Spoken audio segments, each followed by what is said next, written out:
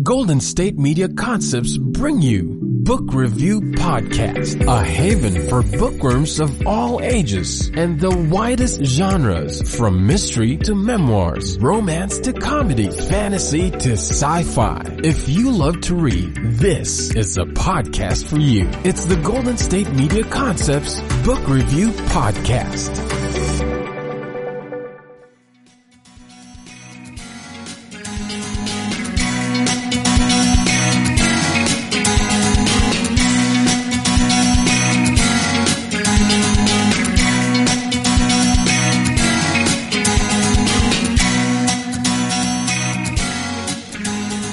Hello and welcome to the GSMC Book Review Podcast, brought to you, of course, by the GSMC Podcast Network. I am your host, Sarah. It is Friday, and it's our second episode of the week, so thank you for joining me yet again for another author interview. If you listened to the last episode, you know it was a little bit crazy this week in terms of scheduling, but everything went okay, and we had the interview yesterday, and I am posting the interview today, just as I said that I would hopefully do. Now, that does not mean yesterday was not without its craziness. Hubby is getting better, but he had a bit of a setback yesterday. Not like last weekend when he was way sick, but not great. Ended up staying home in bed yesterday with the nausea and just once with the throwing up, thank goodness. So I ended up coming to the office myself, leaving him at home, which if he had been worse, I would not have done, but he was doing okay enough for me to leave so I could do the interview and also run a couple of meetings that he had on his schedule yesterday that needed me to take over since he was at home. So that was yesterday, but it all worked out okay. I was a little worried that one of the meetings might run over and then I would have to send Logan another email saying, I'm so sorry, we have to reschedule, but no, it worked out, and I'm very happy it did. I had a lovely conversation with Logan, which you will hear in a few minutes. That's the week here. I hope your week is also going well, or has improved if it was not going well at the beginning of the week. But yeah, I hope you're having an okay week. I am speaking today with Logan Steiner about her historical fiction novel, After Anne. As I mentioned, it is the story of L.M. Montgomery, Lucy Maud Montgomery, who wrote the Anne of Green Gables series. It is historical fiction. It's not a memoir. It is a bit of an imagining of what those gaps in her life really were, because of course we don't get a full picture of someone, even though she published her journals. We still, there's certain things that we don't know, and so Logan takes the opportunity to kind of imagine into those spaces and see what might have been going on within Maud's life that, as a result of writing this best-selling series, of being an acclaimed author in her own time, of being a successful author. What else? But it was the early 1900s. Cultural norms were different. She was a successful woman, also trying to have a family and navigate everything that meant. So let me give you the description of the book. Again, it is called After Anne. As a young woman, Maud had dreams bigger than the whole of Prince Edward Island. Her exuberant spirit had always drawn frowns from her grandmother and their neighbors, but she knew she was meant to create, to capture and share the way she saw the world. And the young girl in Maud's mind became more and more persistent. Here is my story, she said. Here is how my name should be spelled. Anne with an E. But the day Maud writes the first lines of Anne of Green Gables, she gets a visit from the handsome new minister in town, and soon faces a decision. Forge her own path as a spinster authoress, or live as a rural minister's wife, an existence she once called a synonym for respectable slavery. The choice she makes alters the course of her life. With a husband whose religious mania threatens their health and happiness at every turn, the secret darkness that Maud herself holds inside threatens to break through the persona she shows to the world, driving an ever-widening wedge between her public face and private self, and putting her on a path towards a heart-breaking end. After Anne reveals Maud's hidden personal challenges while celebrating what was timeless about her life and art, the importance of tenacity and the peaceful refuge found in imagination. So again, that is the description of After Anne, a novel of Lucy Maud Montgomery's life. The author is Logan Steiner, and I have a confession for you. I did not read Anne of Green Gables as a child. I have actually only read the first one, and that was within the last 2 years, I think. I finally got around to it. I don't know why. I asked my mom the other day if she'd ever read them, and she doesn't think she read them either, which, you know, she would have, if she had read them as a kid and loved them, she would have bought them for me, of course. So having not read them, maybe they weren't on her radar. But as much as I loved Little House on the Prairie, and as much as I loved the Betsy Tacy series, loved that series. Also Maud Hart Lovelace. And this Anne of Green Gables reminds me a lot of different elements of both of those books. So it would have been right up my alley as a kid, but I did not read them. I knew as I got older and started hearing more about them, and then of course recently the Netflix series came out. That may be what finally prompted me to actually read the first one, and the rest of them are still on my TBR. But you know, there's been movies. There's a huge fan base for this series, and I am glad that I'm finally getting around to reading them, but surprised that they were not on my childhood reading list. But let's let Logan talk about this work of really passion and love of hers, because she did read the series as a kid, and she did love Anne and Maud as an author. And so she's going to talk about the book and what brought the book about, etc. Once again, the book is called After Anne. The author is Logan Steiner. Let's go to that conversation with Logan. Hi, Logan. Welcome to the podcast. Hi, so happy to be here. Thanks for having me on. I am very happy to have you here. We're going to talk about your book called After Anne. But before we get to the book, I would love if you would just take a moment to introduce yourself, let my listeners get to know you a little bit. Absolutely. So my name is Logan Steiner. I am a writer, lawyer, and mom of a 2.5-year-old living in Denver, Colorado. And life is one big balancing act these days. But you know, I love it. I love kind of the balance of all of those roles.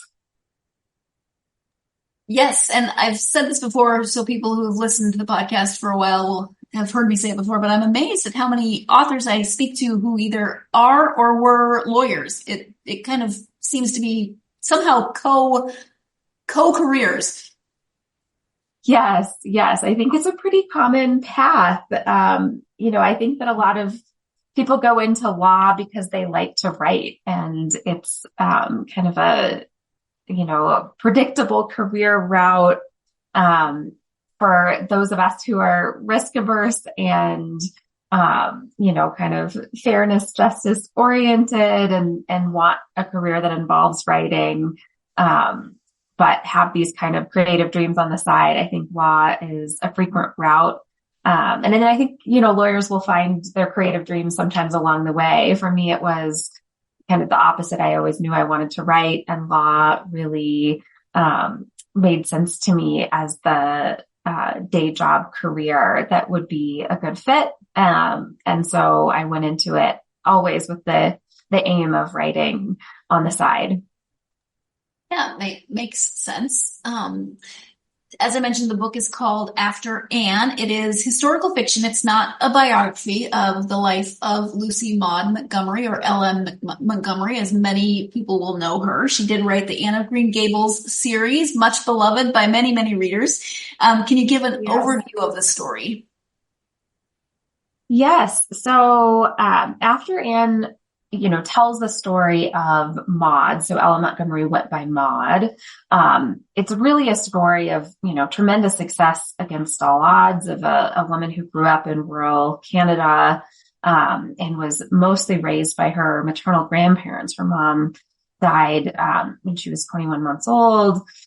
Her dad was kind of in and out of the picture.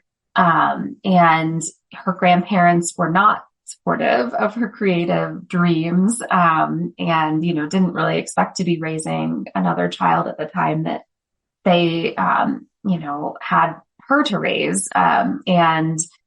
She grew up at a time, born in 1874, where, these, kind of a woman having a career, let alone becoming, worldwide renowned author, was just very unheard of. And so it's really a story of the persistence, the guts, the dedication that took. But then, as the title suggests, it's also the story of what comes after, and after this iconic character that created, who really, became an instant, the book became an instant success. She was very successful in her time, but then what are the implications of that? Implications on marriage, on motherhood, the demands of the readership, and this big public face that she had to navigate. Those are all things that the book explores, really focused on that, what comes after the dream come true.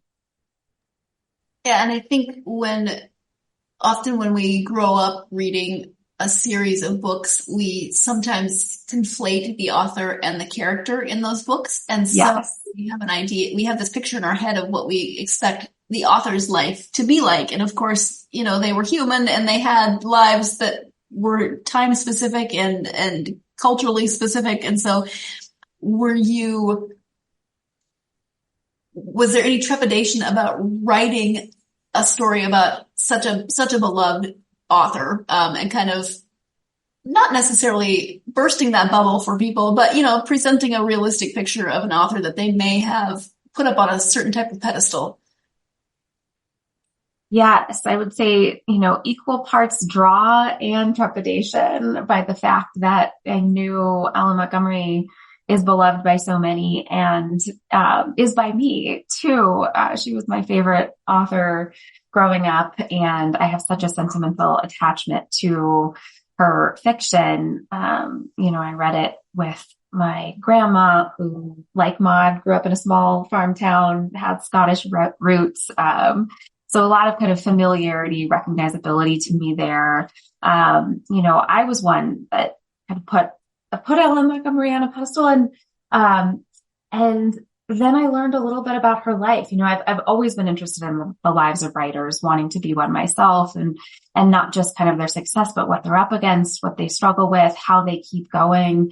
And I learned a little bit about Maud's life, and I was immediately struck. I learned about this note that was found beside her bed that was revealed generations later by her granddaughter, that said, this line really stood out: "My position is too awful to endure, and nobody realizes it." And just to have this beloved author have that note beside her bed, the nobody realizes it part really stood out to me, because this is somebody who so many of her fans, thought they knew, wanted to know, and she's writing at the end of her life, nobody does really know me, or I have a feeling that nobody does. And I felt like that dilemma, that sort of sense of, being so well known, but really not being known at our core, is just a timeless one, and one that I thought could really be interesting to unpack for readers now, especially as so many people have more of a public face. The internet age, social media, there's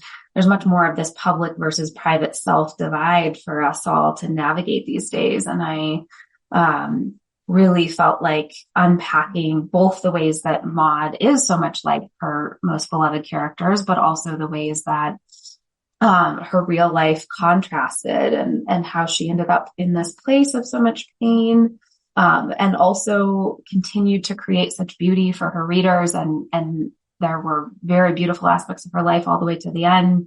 I really wanted to unpack that complexity. Now that you have an introduction to Logan, an introduction to After Anne, we're going to take our first break of this episode. When we come back, we'll be talking a little bit more about the inspiration for sitting down to write this story about Maud. Stay tuned. You're listening to the GSMC Book Review Podcast, and I will be right back. Golden State Media Concepts bring you the Bible Study Podcast. Reflect and journey the Bible as together we study God's Word and be inspired. Bible study made fun and informative for all ages. It's the Golden State Media Concepts Bible Study Podcast.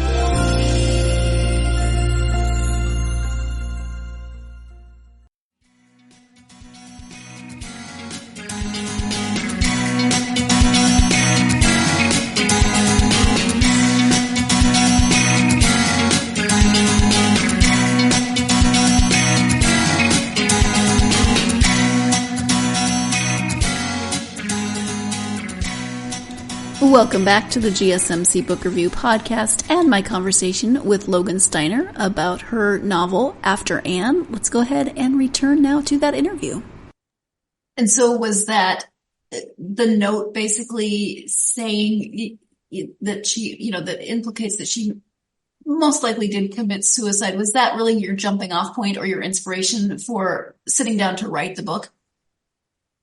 It was. I will say that was what drew me deeply in. I had the spark of interest and I wanted to write historical fiction about a writer's life who had meant a lot to me. That was, the initial sort of draw. And as I was considering writers, Maud was very much at the top of my list, but then learning a little bit more about these more recent revelations about her life, I was really hooked in. So yes, that was kind of what drew me most deeply into her story. Makes sense. Yeah. Can you talk a little bit more about Maud? This is historical fiction, so she's both a character as well as a real life person. So talk a little bit about her as the protagonist and what's going to resonate with readers. Yes. So, I think that readers who are Anne lovers, will love the ways in which you can see Maud as like Anne or like Emily, another one of her main beloved characters. The determination, the creative drive, the deep emotions, the deep connection to nature. Those are all defining characteristics of Maud as well as her beloved characters. And then, this book really dives into something that I think a lot of readers now can relate to, of this question of having children and, having a lifelong partner while pursuing creative dreams. Certainly something that I could relate to and was so interested in exploring. And Maud really sat with that dilemma for quite a while. She ended up marrying very late at the time, and, well into her 30s, and having children later than that, and really struggled with that decision because she knew she wanted to write. She had such determination to keep going. Again, like I said, without really a lot of familial support. She was an extremely dedicated, driven woman and did a lot of her writing, wrote Anne of Green Gables while taking care of her grandmother. She had a lot of loyalty to family too, living in kind of the old farmhouse and taking care of her grandmother. But she really was in that dilemma of, do I marry? Who do I marry? And kind of had suitor after suitor that didn't quite work out, and then ended up at this place in her early 30s of, this word spinster becoming, looming, and all of the kind of judgment in society at that time around that word. And that's really where a lot of the book situates her, in that kind of dilemma, and then, explores what comes after her choice to marry and to have children and to continue to pursue her creative dreams. And so I hope that that's one that readers now will relate to and find really interesting. A lot of the same considerations back then, and a lot of ways in which, I think her story helps us appreciate, the current world that we live in too. Different norms around,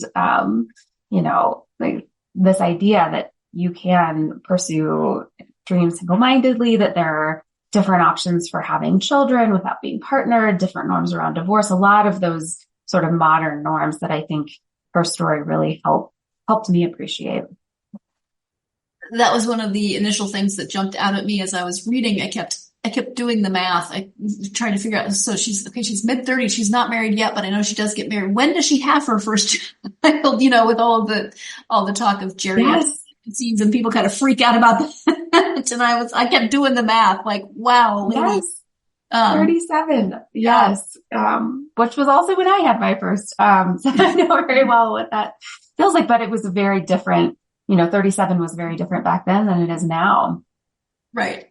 Yeah. And so what were some of the challenges to writing a character that is fairly well known, but writing her as a mostly fictional, not mostly, you understand, writing her as a fictional character. Yes. Fiction. Yes. Hugely challenging. And that is, why this book went through so many iterations for me. I really wanted to get her as right as I could, and it took lots of rounds of edits, lots of kind of deep soul searching. I think, I really thought that fiction, had something to add to, what is already there, which is, a wealth of, scholarly work about Maud, a really comprehensive and beautiful biography called Lucy Maud Montgomery, The Gift of Wings by Mary Hanley Rubio, and Maud's own journals, which is another part of the fascination, and something that I think readers who journal will be particularly interested in. She kept lifelong journals, and she intended them for publication after she died. And not only did she keep them, but she edited them. And just what that kind of project is to take this sort of personal expression and then think about making it public. I just think that's so fascinating. But the fact that these journals were out there, the fact that the biography is out there, so much has been written about her. I thought that fiction had a place to add especially when I learned about the fact that she edited her journals, the fact that largely the last several years of her life are missing from those journals. And there's a mystery around that the book explores. And that we know, that she razored out pages even of the recopied versions, that there are, a lot of holes. For instance, her husband, the majority of her life features very, very little in her journals. And so I kind of took, in fiction, I thought understanding what I could about who she was, there was such a wealth of material to understand who she was. And so that was a tremendous gift. But then really trying to write fiction that would be a complement and additive to what is already there. Those sort of gaps and those unknowns. What was this marriage really like? And what really was happening in those last few years? What led her there? What led her to potentially not want those last 3 years to be part of these published journals? Those were sort of animating questions that I came to along the way. And the fact that we will never know exactly the truth based on the material that we have. That's where I felt like fiction had a space. And, so as difficult of a project as it was, I really, I kept coming back to this sense of Maud is somebody who really wanted to be known.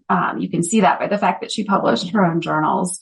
And I think that there were ways that she felt like she couldn't be understood back in her day, that I think we can understand now. I think, in our world now, there's a lot more understanding around mental illness, for instance, which is something that the book explores, that at the time she kind of buried as so deeply shameful, and both with her son, her husband, herself.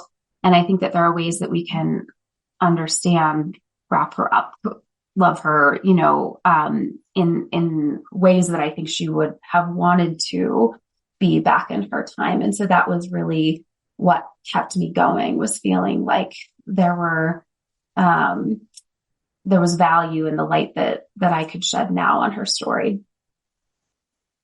you actually hit upon a couple of follow-up points that I was going to make as you were talking. One thing I found really compelling was the editing of the journals, the burning of things at the end. I just wanted to, whether the real Maud burned everything that she burns in the book, but either way, fictional Maud or real Maud, I just wanted to go back and say, no, please don't stop doing that, but because you mentioned, we do have more openness about mental illness now. It's a little bit easier to be more vulnerable in those sorts of things. But in that time, we just so many things weren't talked about. So it's understandable that she would edit so much out of her life, but it also makes me sad for her, for the people who, wanted to know her more fully.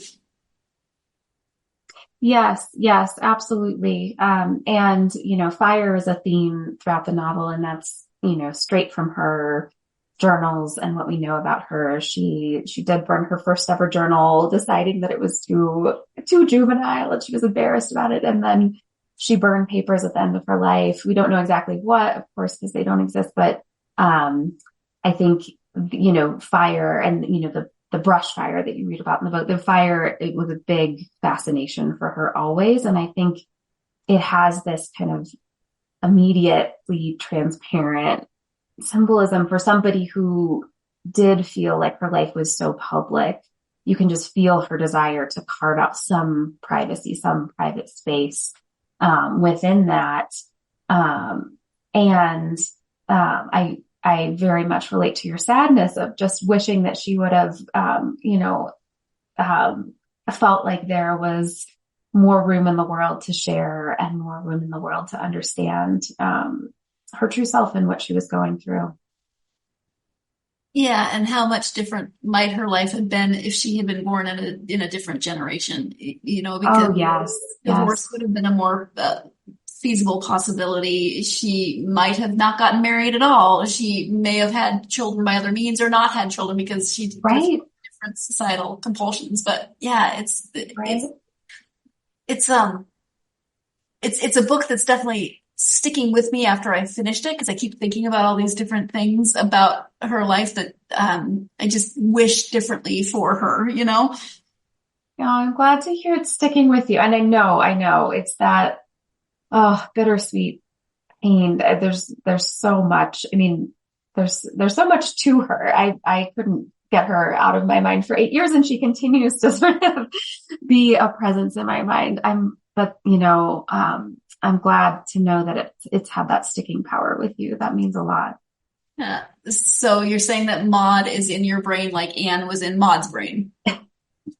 Not quite. So, readers will see Anne appears in Maud's mind in certain scenes, in the book. And I had such fun, writing Anne. And that really came from an entry in Maud's journals where she said that Anne had always been very real to her, so much that when readers would ask and she would say, oh no, she's not real, it felt like doing violence to deny her existence, anywhere but fairyland, because she always kind of expected Anne to pop around a corner. And I have talked to other authors whose characters, especially when they write serial characters, that they do very much appear in their minds like that. It's funny. Non-authors have come to me like, was she, it's like a delusion.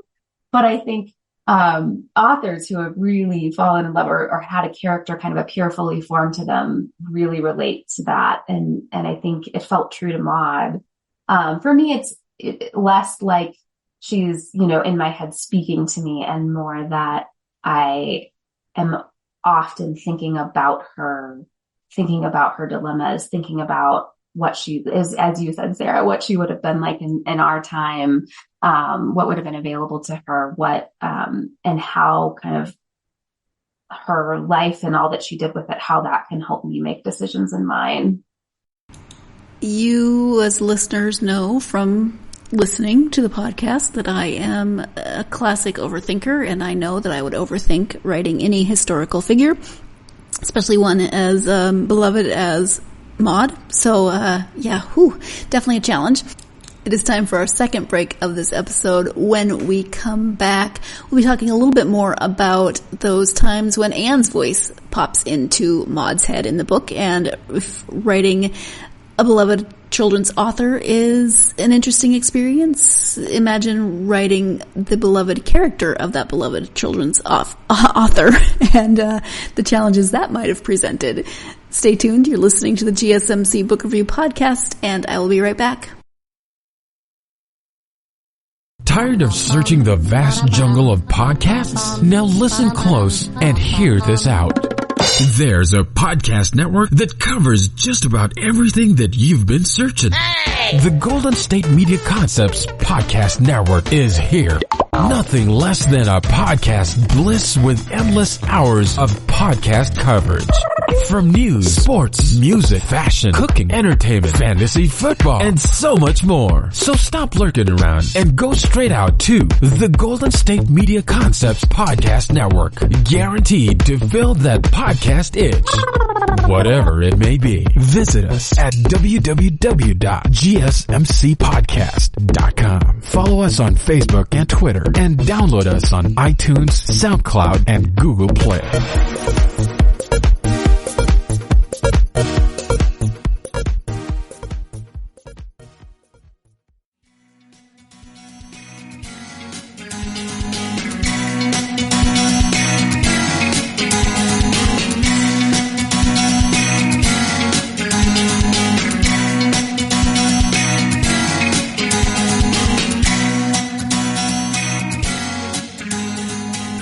Welcome back to the GSMC Book Review Podcast. Let's get right back to that conversation with author Logan Steiner. So if writing about a beloved author is challenging in certain ways, and I'm sure joyful in certain ways, how were those parts where you were writing Anne's voice in Maud's mind? Because people know Anne so well.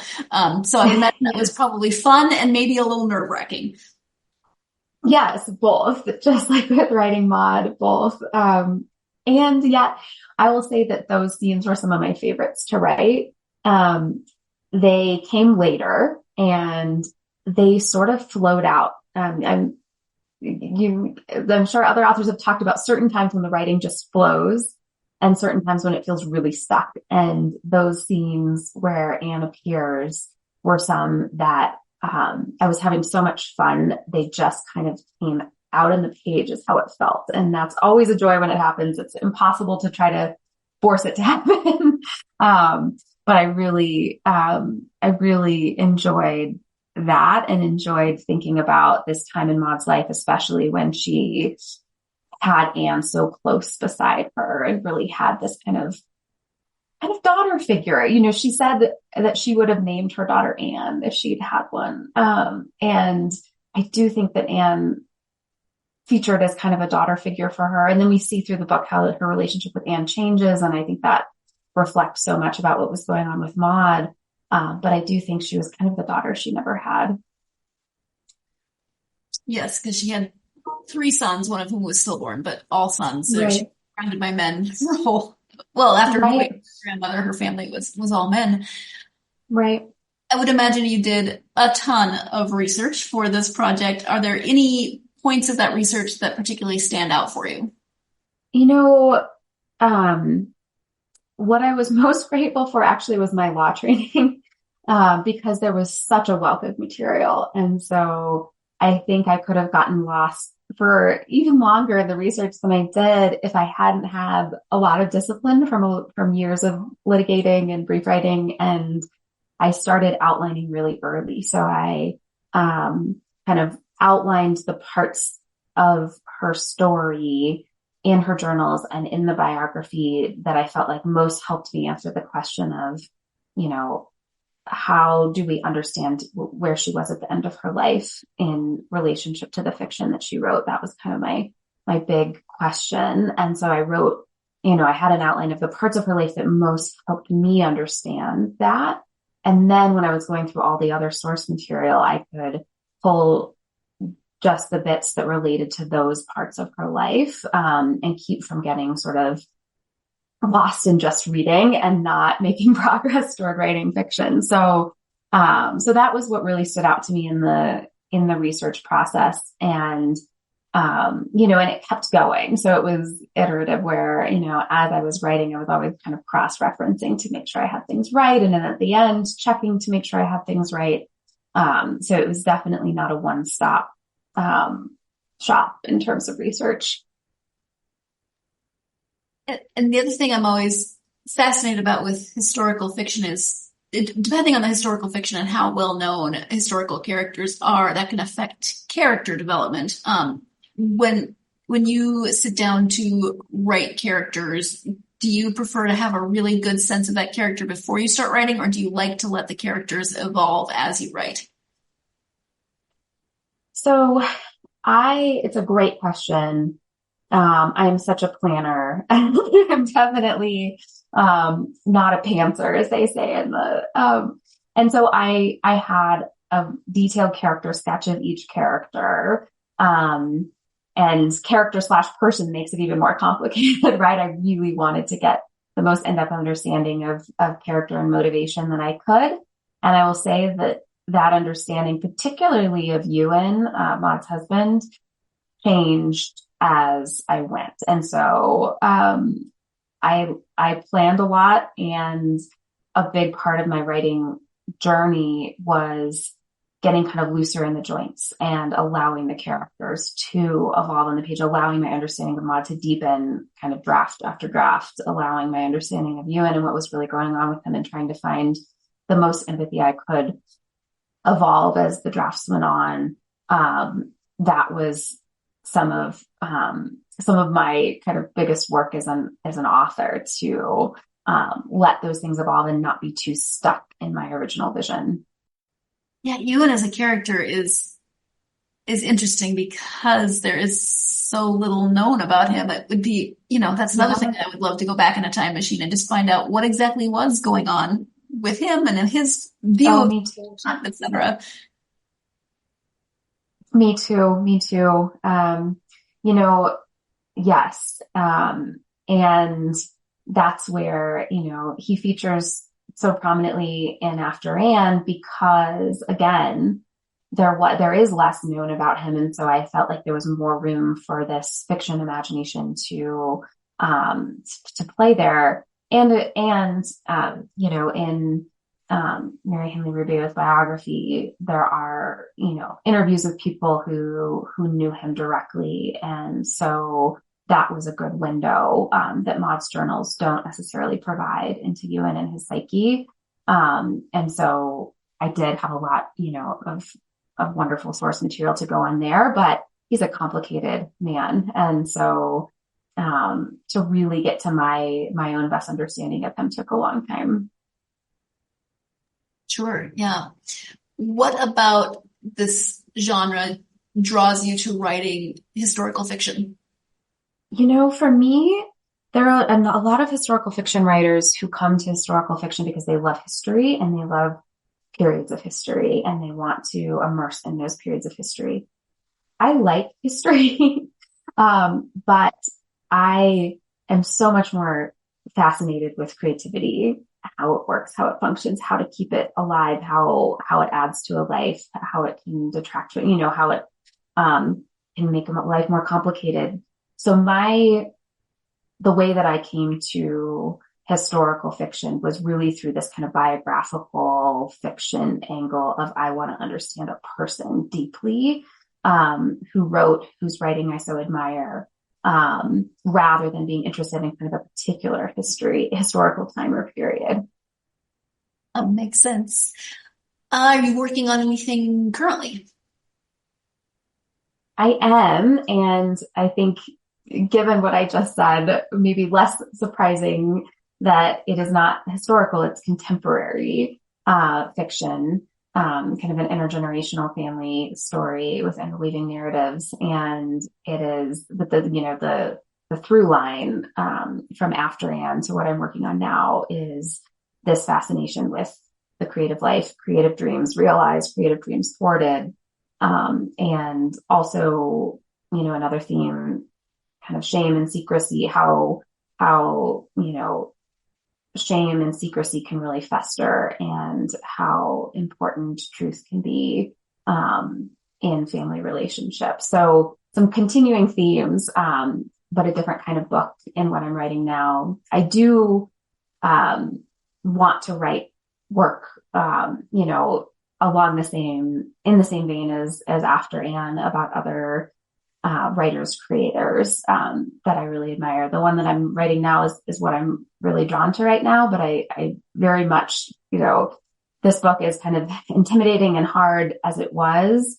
It was so rewarding, to sit with another person's life who I deeply admire for these years, that I want to do that again. I would imagine, as I'm listening to you, you said you're a planner, so I think that comes into play here. Talk about balancing having a day job, being a full-time lawyer, writing, and being in a relationship, being a wife, being the mother of a toddler. How do you go about fitting that all in?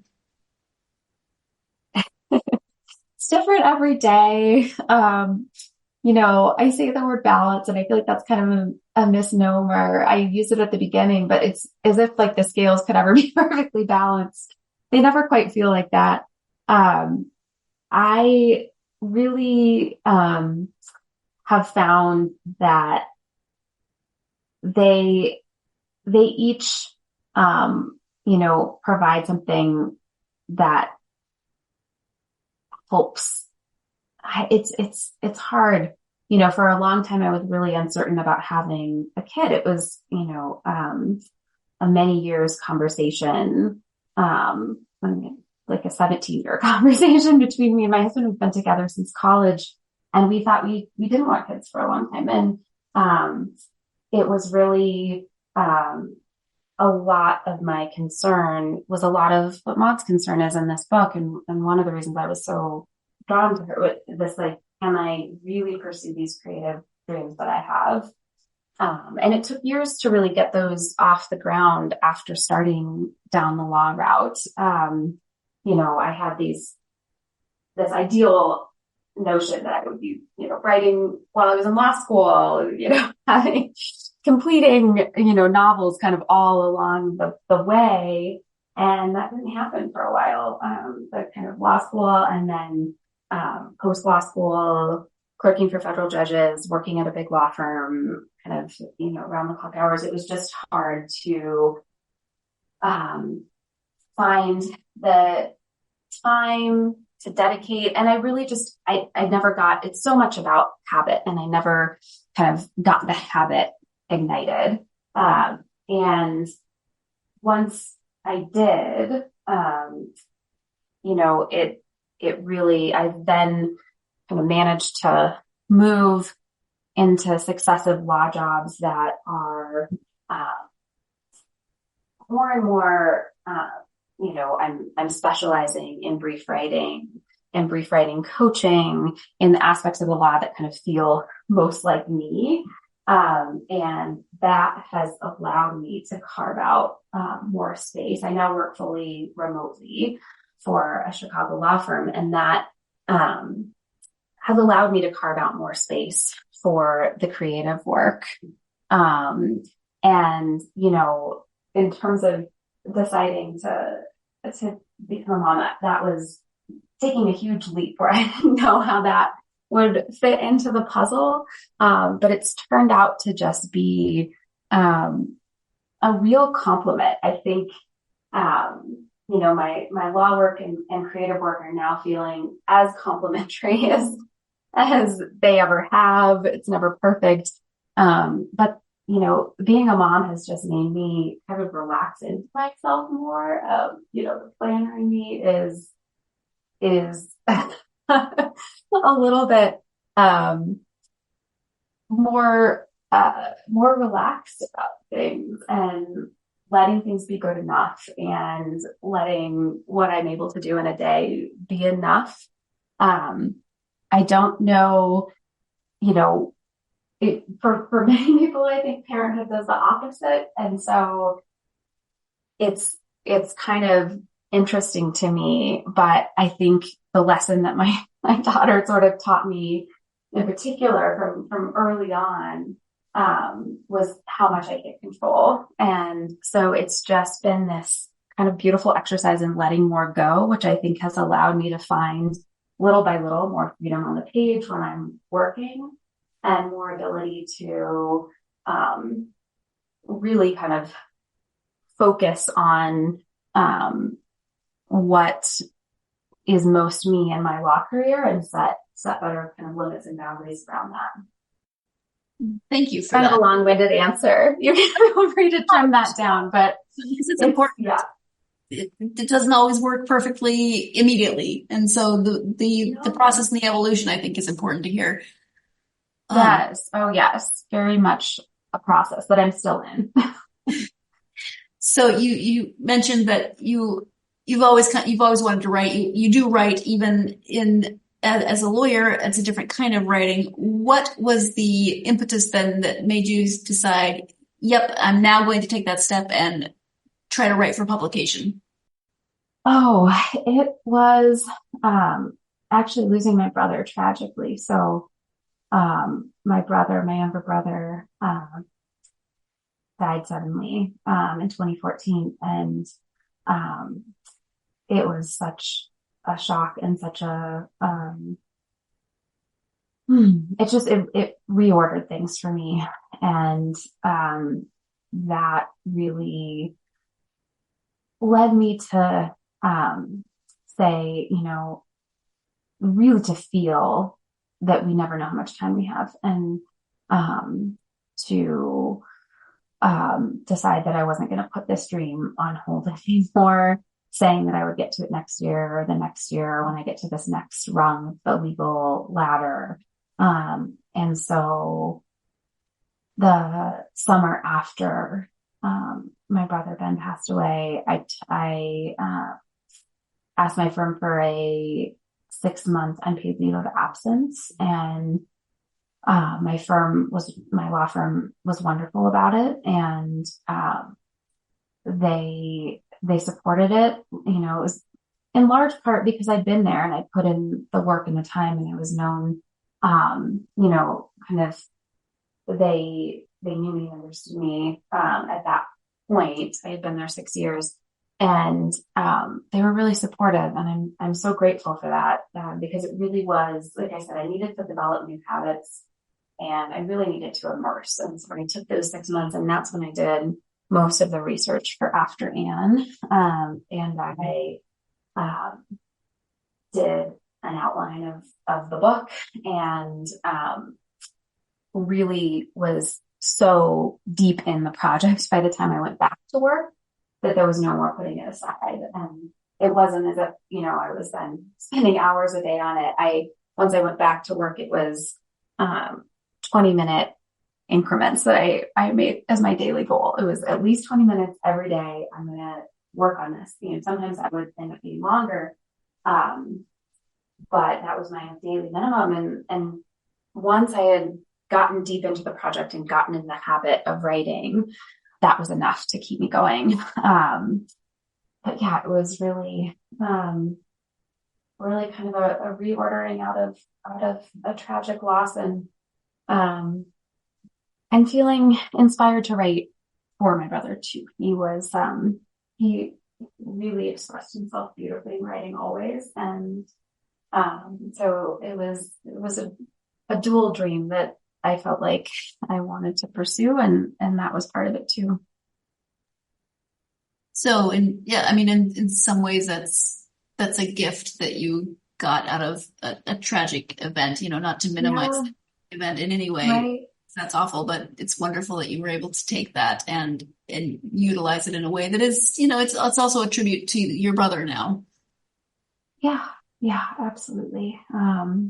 Yes, it's, I don't know. I think it's, that kind of old adage of it's not what happens to us, it's what we do with it. And,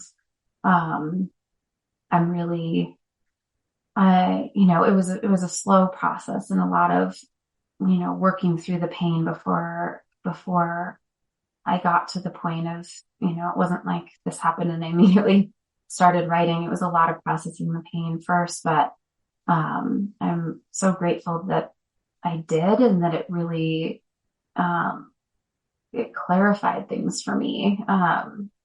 And that's, just kind of the best way for me to think of him and his spirit living on. Absolutely. It's time for our last break of this episode, but I do want to say thank you to Logan for sharing that experience, even though it wasn't the easiest thing to share, especially on a podcast with someone that she has never met in actuality, just over a Zoom call, and that being, a half an hour ago. It takes a lot of courage to be that vulnerable and to share such a personal part of her life. So thank you, Logan. We're going to go ahead and take that break. When we come back, advice from Logan for aspiring authors. Stay tuned. You're listening to the GSMC Book Review Podcast, and I'll be right back. Still on the search of that one true love? On the limbo in this crazy world of dating, marriage, relationships? Well, listen to the Golden State Media Concepts Relationship Podcast, your one-stop podcast for everything about relationships.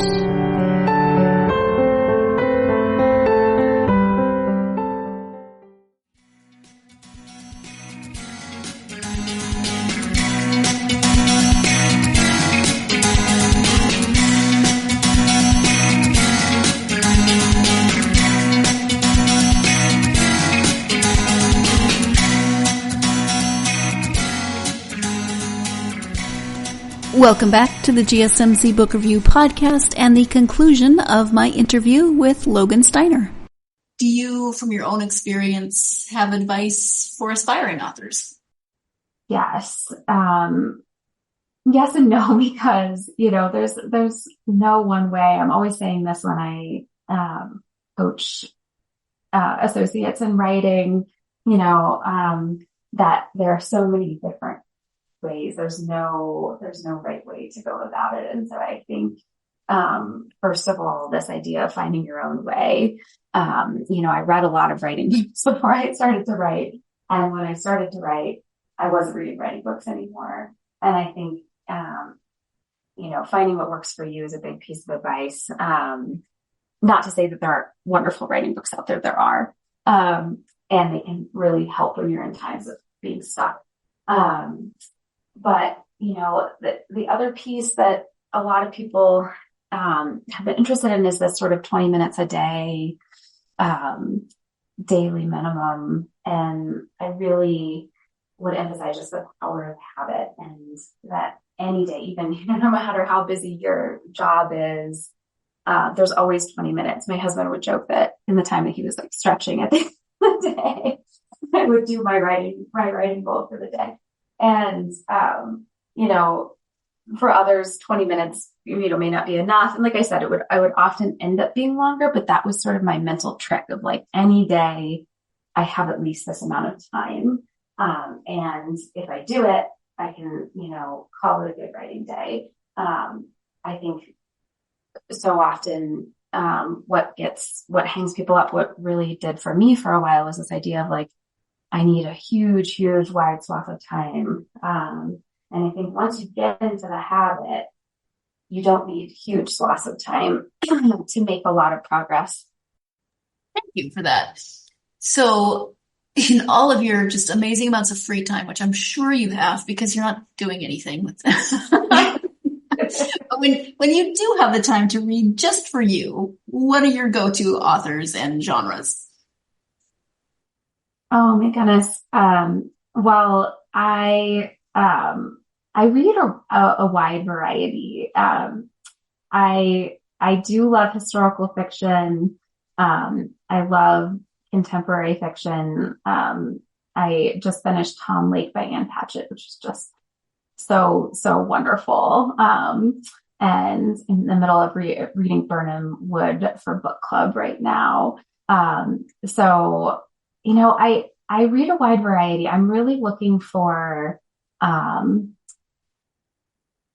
characters who make me stop and think about life. I'm a character-driven reader, just like I'm a character-driven writer. And I'm also always looking for books that make me stop and underline things. So I am like a quote junkie. And for me, there's the experience of kind of a pleasurable fast read, but then there's, the books that are really, my favorites. My favorite of all time is Gilead by Marilyn Robinson. Ones where I feel like there are lines that make me just halt in my tracks and want to keep them and wrap them up and have them for, the times that I need them. I love that. What's the favorite book you read with your toddler currently?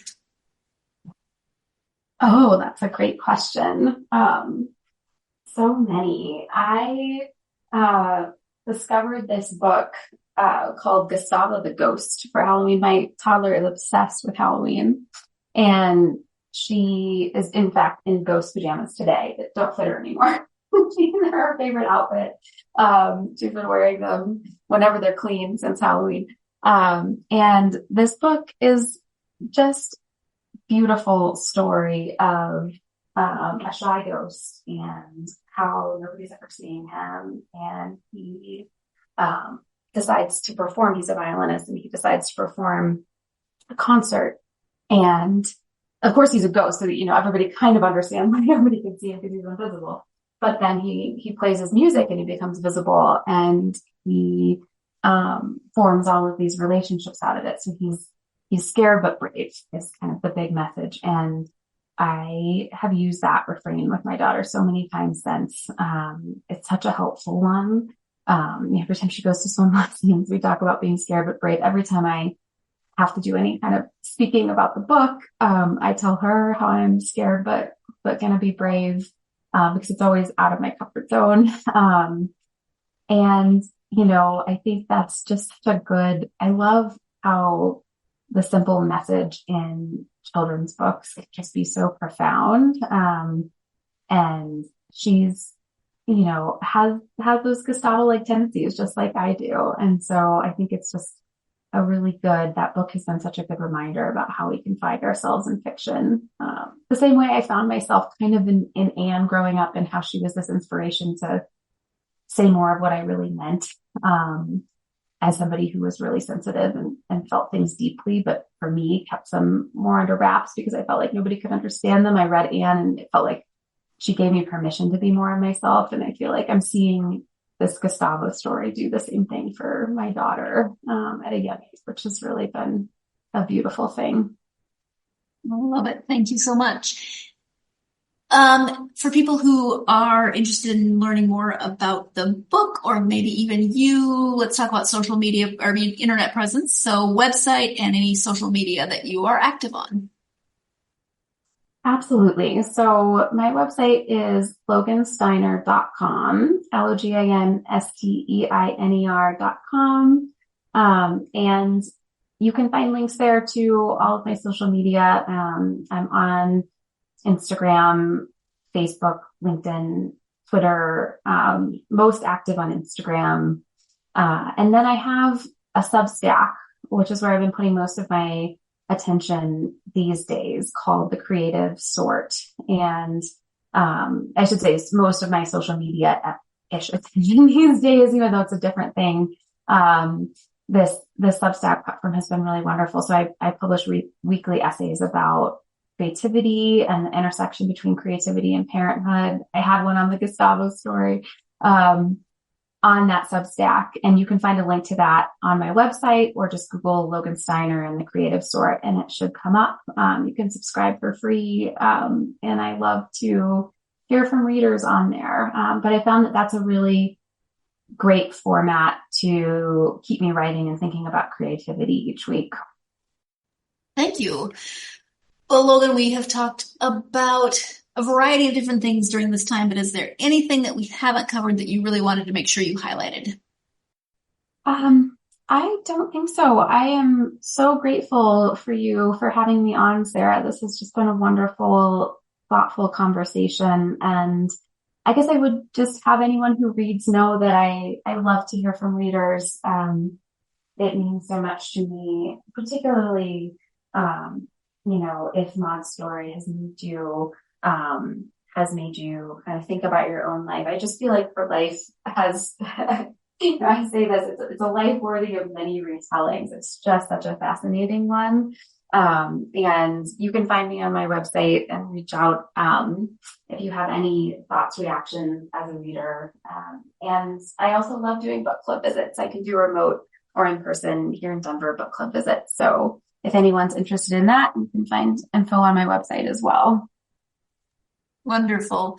Well, thank you so much for taking the time out of your day to talk to me about After Anne and about Maud, and everything else. I really appreciate it. Thank you so much, Sarah. Thank you again to Logan for joining me to talk about After Anne.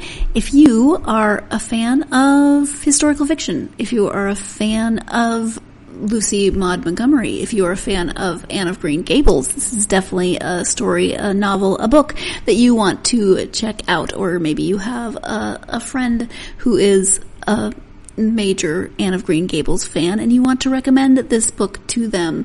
It is definitely a great insight and imagining of Maud's life beyond the public persona and everything that she was working on, or, everything that she was trying to find balance within the cultural norms of her time. It could not have been easy. And as I mentioned briefly in the interview, Logan does a really great job of presenting that and getting the reader to think, how would her life have been different had she been born in a different time, had she written in a different time.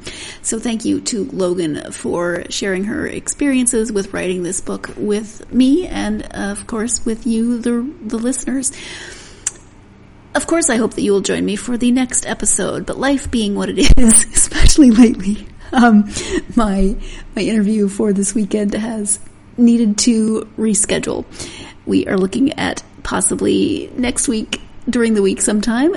So the episode may still go up on Tuesday. Maybe it'll go up on Friday. Maybe it'll be a complete surprise to all of us. Not really sure yet. But, of course, this leads me into that spiel that I always give you. If you like, subscribe, and follow whatever like, subscribe, or follow, depending on the platform. On the platform on which you listen to this podcast, you will be notified when there are new episodes. So you will not have to guess. You will just know because you'll get that notification saying, hey, guess what? There's a new episode, regardless of the curveballs that life throws at the host.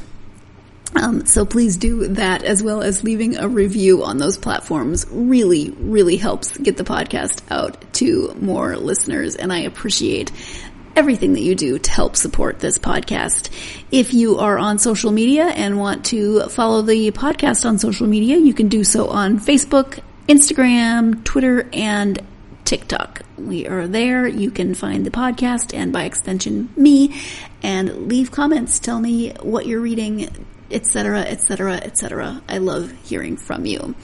I hope you are having a wonderful week. I hope that your weekend is looking, well, first of all, stay warm. Oh my goodness, I've been looking at the temperatures, especially in my home state of Montana, and I hope that you stay warm this weekend. If that involves not leaving the house and just staying under a blanket with a cup of hot beverage at any rate, and as many books as you can cram into your weekend, then that is what you should do. I completely support that plan. Take all the time you need to get yourself lost in a good book this weekend. Talk to you next time. Thanks. You've been listening to the Golden State Media Concepts Book Review Podcast, part of the Golden State Media Concepts Podcast Network. You can find this show and others like it at www.gsmcpodcast.com. Download our podcast on iTunes, Stitcher, SoundCloud, and Google Play. Just type in GSMC to find all the shows from the Golden State Media Concepts Podcast Network, from movies to music, from sports to entertainment, and even weird news. You can also follow us on Twitter and on Facebook. Thank you, and we hope you have enjoyed today's program.